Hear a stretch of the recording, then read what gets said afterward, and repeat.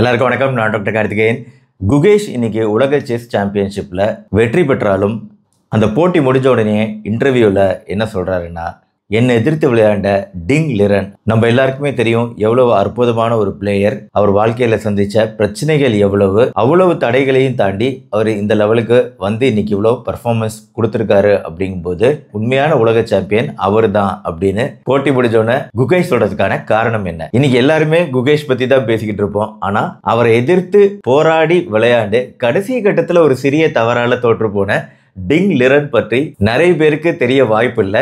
ஏன் அந்த மாதிரி அவர் அந்த பேட்டியில சொன்னாரு அப்படிங்கிறதுக்கான ரீசனை இந்த வீடியோவில் நீங்க தெரிஞ்சுக்க போறீங்க. Welcome to our channel doctor Karthikeyan. See, I mean, how much pressure he had to face, and the kind of fight he gave in this fight.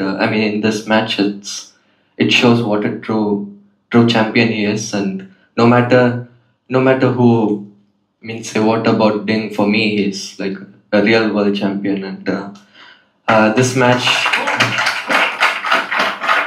Gukesh ஏதோ தன்னடக்கம் காரணமாக போட்டியில வெற்றி பெற்றுட்டாலும் நம்ம எதிராளிய பெருமையா சொல்லணும் அப்படிங்கிறதுக்காக சொன்னாரு அப்படின்னு நீங்க நினைக்கலாம். அது ஓரளவு கரெக்ட் தான். பட் இருந்தாலுமே உண்மையிலேயே டிங் லிரனுக்கு இந்த ப்ராப்ளம் ரொம்ப பெருசு. சீன நாட்டில் 1992 பிறந்த டிங் லிரன் 2009 கிராண்ட் மாஸ்டர் ஆயிடுறாரு. அதுக்கப்புறம் பல்வேறு டோர்னமெண்ட்டுகளில் வெற்றி பெற்று கடைசியா உலக சாம்பியனாகவும் மாறுறாரு.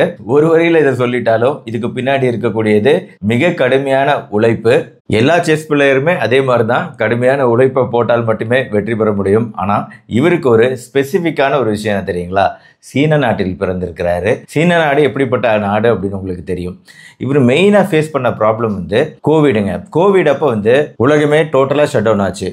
ரொம்ப ஸ்ட்ரிக்டா எல்லா நாடுகளும் பலவித கட்டுப்பாடுகளை விதிச்ச சமயம். ஆனா இது எல்லாத்துக்கும் காரணகர்த்தாவா இருந்த சீன நாடு அவங்க எந்த அளவுக்கு ஸ்ட்ரிக்டா இருந்தாங்க அப்படிங்கிறது உங்க எல்லாருக்குமே தெரிஞ்சிருக்கும்னு நினைக்கிறேன். மற்ற எல்லா நாடுகளை விட சீன நாடு ரொம்ப ரொம்ப பயங்கர ஸ்ட்ரிக்டா இந்த கோவிட ஃபாலோ பண்ணாங்க. இன்ஃபேக்ட் ரீசெண்டா ஒரு நியூஸ் வந்துச்சு, நீங்க எல்லாம் பாத்தீங்களான்னு தெரியல. யூஎஸ் கவர்மெண்ட் இன்வெஸ்டிகேஷன் பண்ணாங்க. கொரோனா வைரஸ் எங்க இருந்து தான் ரியலா உண்மையிலேயே வந்துச்சு அப்படிங்கிறது. யூஎஸ் கவர்மெண்டோட இன்வெஸ்டிகேஷன் ஃபைனல் ரிப்போர்ட்ல என்ன சொல்லியிருக்காங்கன்னா, அந்த சைனாவோட லேப்ல இருந்து தான் லீக் ஆயிருக்கு அப்படிங்கறத சந்தேகத்துக்கு இடம் இல்லாம ப்ரூவ் ஆகியிருக்கிறதா ஒரு நியூஸ் வந்துச்சு. அது ஒரு குட்டி பாக்ஸ்ல வந்துச்சு.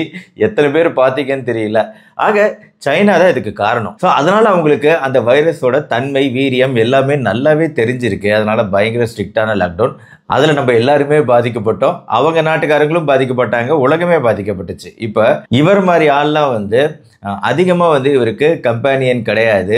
எல்லாம் அங்கங்கே தனித்தனியாக ஐசோலேஷனில் இருக்கணும் அப்படிங்கிறதுனால தனிமையில் முடங்க வேண்டிய சிச்சுவேஷன். ஒழுங்காக ப்ராக்டிஸ் பண்ண கம்பேனியன் கிடையாது. இந்தியாவிலனா கொஞ்சம் ஃப்ரீயாக தான் இருந்தாங்க ஓரளவாவது.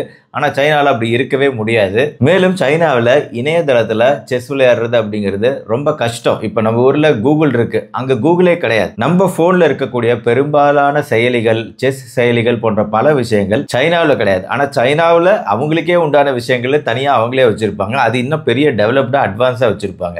ஸோ இந்த மாதிரி சூழ்நிலைகளால் பாதிக்கப்பட்டிருக்கிறாரு. இருந்தாலுமே அந்த செல்ஃப் டிசிப்ளின், அவங்க அம்மாவோட சப்போர்ட், இதனால தொடர்ந்து பிராக்டிஸ் விடாமல் பிராக்டிஸ் பண்ணுறாரு. இன்ஃபேக்ட் அதுக்கப்புறம் கொரோனா முடிஞ்ச பின்னாடி உலக சாம்பியன்ஷிப் போட்டிகளெல்லாம் வின் பண்ணுறாரு. 2023 வின் பண்ணதுக்கு அப்புறம் ஒரு விஷயத்த சொல்கிறாரு. இந்த மாதிரி தீவிரமான கடுமையான பயிற்சிகள் செய்யறதுனால தன்னோட மனசு ரொம்ப பாதிக்கப்பட்டதா அவர் சொல்றாரு. அவர் சாம்பியன் ஆன பின்னாடி அந்த சாம்பியன் ஆனதோட ப்ரெஷர், இப்போ எல்லாரும் இவர்கிட்ட நிறைய எக்ஸ்பெக்டேஷன், இதே மாதிரி அடுத்தடுத்து வெற்றி பெறுவீங்களா அப்படிங்கிற எக்ஸ்பெக்டேஷனும் மீடியாவோட ப்ரெஷரும் போன்ற பல விஷயங்கள் தன்னை பாதிச்சதாகவும் மனநல மருத்துவரை போய் இதுக்காக பார்த்து கன்சல்ட் பண்ணி இதுக்கான ட்ரீட்மெண்ட்ல இருக்கிறதாகவும் சொன்னார்.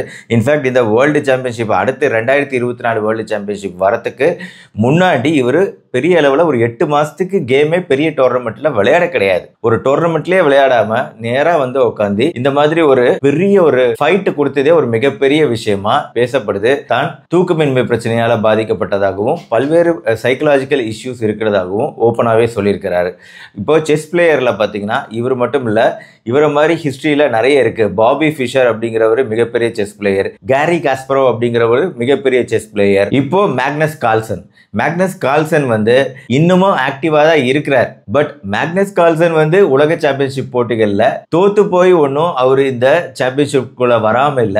அவர் கலந்துக்கவே இல்லை. ஏன் மேக்னஸ் கால்சன் கலந்துக்கல அப்படின்னா தனக்கு ஏற்பட்ட உளவியல் பிரச்சனை தான். அவருக்கும் இவரை மாதிரியே தான் அந்த பர்ஃபார்மன்ஸ் ப்ரெஷர், ஃபுல் டென்ஷன், இதெல்லாம் வந்து அவரோட மனசையும் பாதிச்சதா சொல்லி அவருமே வந்து நான் ஒரு பிரேக் எடுத்துக்கிறேன்னு அவரும் அமைதியாக ஒதுக்கிட்டார். கேண்டிடேட்ஸ் டோர்னமெண்ட்னு ஒன்று இருக்குது. உலக செஸ் சாம்பியன்ஷிப்க்கு முன்னாடி இந்த கேண்டிடேட்ஸில் வின் பண்ணாதான் உலக செஸ் சாம்பியன்ஷிப்க்கு வர முடியும்.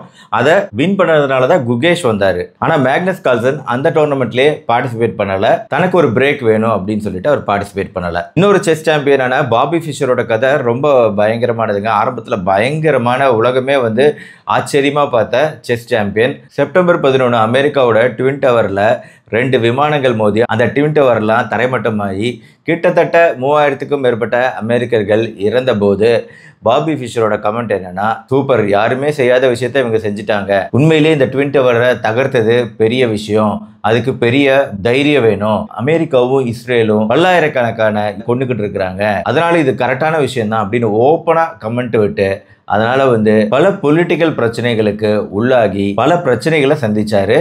இதெல்லாம் ஏன் நடந்துச்சுன்னா அவரோட மனநலம் தான் மெயினான பிரச்சனை. இது மாதிரி செஸ் பிளேயர்களுக்கு இந்த மனநலம் சார்ந்த பிரச்சனைங்கிறது அதிகமாக வருது. அந்த மாதிரி தான் டிங் லிரனுக்கும் வந்து ஒரு பெரிய பிரச்சனை தான் இந்த டோர்னமெண்ட்டு. இருந்தாலுமே வந்து இதில் நல்லா பர்ஃபார்ம் பண்ணியிருக்கிறாரு.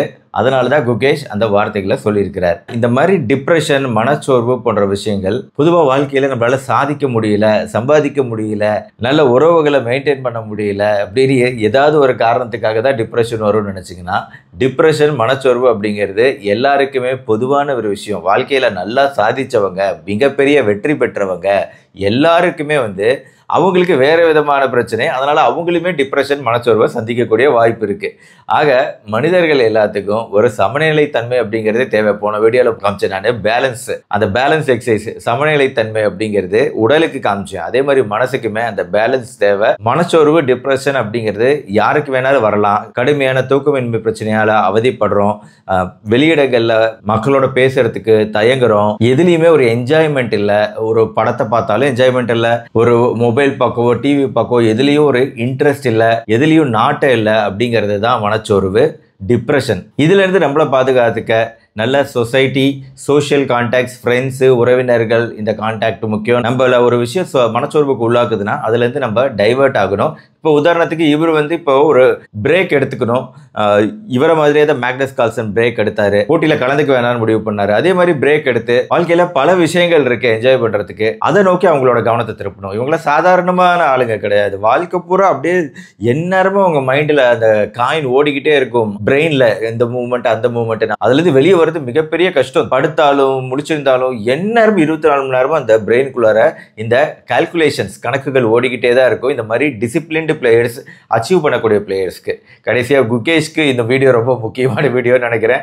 இவ்வளோ எக்ஸாம்பிள்ஸ் நான் சொல்றது எதுக்காக, இந்த சின்ன வயசுலேயே இவ்வளோ பெரிய வெற்றியை அடைஞ்சிருக்கக்கூடிய குகேஷ்க்குமே அவரோட மனநலத்தை பார்த்துக்கிறது ரொம்ப முக்கியம். இன்னொரு விஷயம், எல்லாருக்குமே இந்த மனச்சோர்வு, டிப்ரெஷன்ங்கிறது பொது. வெற்றி பெற்றவர், தோல்வி அடைந்தவர் அப்படின்னு பாரபட்சம் இல்லாம, ஜாதி மத பேதம் இல்லாம டிப்ரெஷன், மனச்சோர்வு எல்லாருக்குமே வரக்கூடிய சாத்தியக்கூறு இருக்கு. நல்ல அருமையான மழை பெஞ்சுக்கிட்டு இருக்கு. இந்த நேரத்தில் உங்களுக்கு பிடிச்ச விஷயங்களை பண்ணுங்க, வாழ்க்கையை என்ஜாய் பண்ணுங்க. உங்களுக்கு இந்த மாதிரி பிரச்சனைகள் இருக்குன்னா உங்களோட அட்டென்ஷன், உங்களோட கவனத்தை வேற பக்கம் திசை திருப்ப பாருங்க, டைவர்ட் பண்ண பாருங்க. நல்ல பலன்கள் கிடைக்கும். நல்ல எக்ஸசைஸ் பண்ணுங்க, இன்னும் நன்மைகள் கிடைக்கும். இன்ட்ரெஸ்டிங்கான இந்த வீடியோவை உங்க ஃப்ரெண்ட்ஸ் ரிலேட்டிவ்ஸ்க்கு ஷேர் பண்ணுங்க. வீடியோ பிடிச்சிருச்சுன்னா லைக் பண்ணுங்க. மறுபடியும் நாளைக்கு பார்ப்போம்.